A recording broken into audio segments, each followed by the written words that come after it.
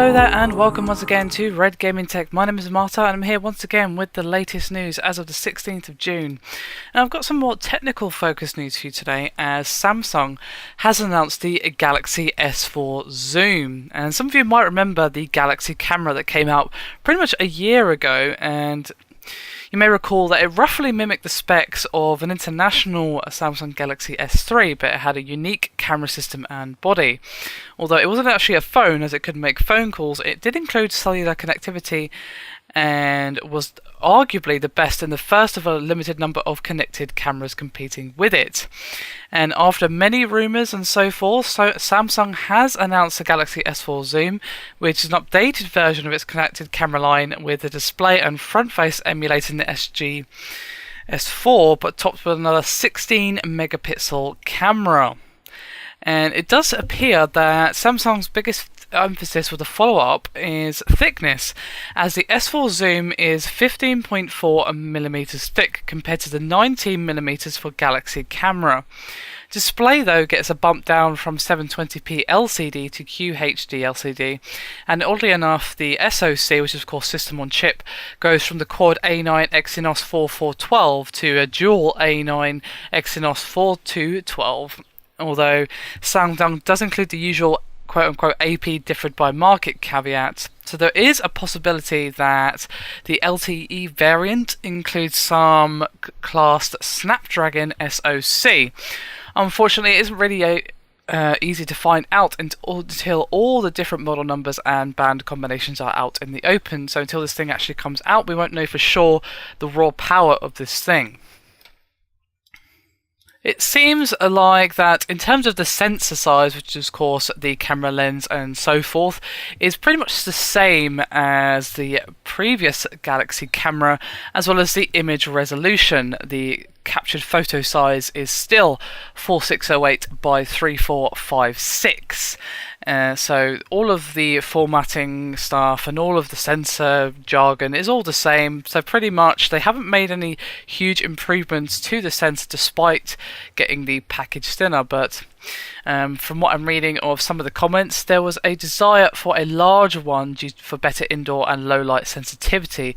Although thankfully there is still optical image stabilization on board. And the change in thickness does also come with a slightly higher f-stop.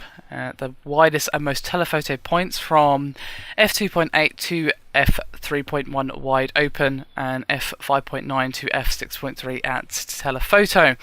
And there's pretty much no way around the fact that on paper the S4 Zoom is a bit of a step down compared to the Galaxy camera, but it is thinner and by default of course lighter.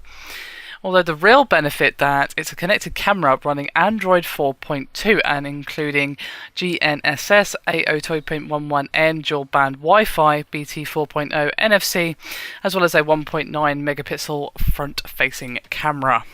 The biggest change though is that unlike the Galaxy camera, the S4 Zoom is capable of making voice calls directly. So basically you could use it as a hybrid smartphone plus a fairly decent camera from what I'm reading, although it would have been nice if they'd made some significant improvements to the camera side of things.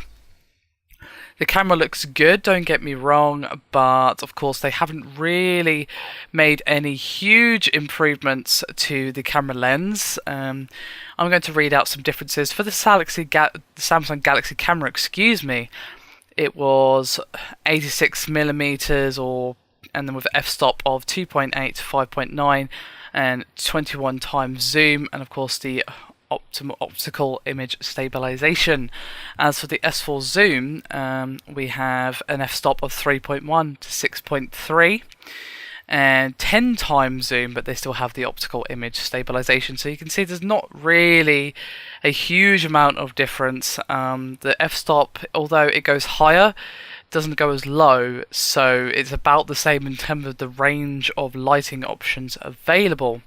And some of you might be wondering, well, what the hell is f-stop? You know, if you're not a photographer or a camera person, you're not going to know what that is. And to be honest, that's a really complex topic, but I'll give you a brief explanation just to make sure you're understanding what I'm actually talking about.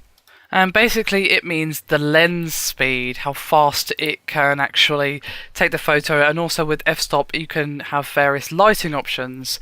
So for example, if I were filming something, I would want to mess around with the f-stop for different lighting conditions and change the aperture, and that's the main thing that f-stop is used for. That's the basic way to explain it. I could probably go on for ages about f-stop, considering that I actually did a course on video production. I know quite a bit about this topic, and it's something that I've been wanting to cover on the channel, just generally speaking, but of course that is not the video here for that, I mean. Anyway, that's me done for this video. I hope you found it interesting, and I'll see you next time. Bye for now.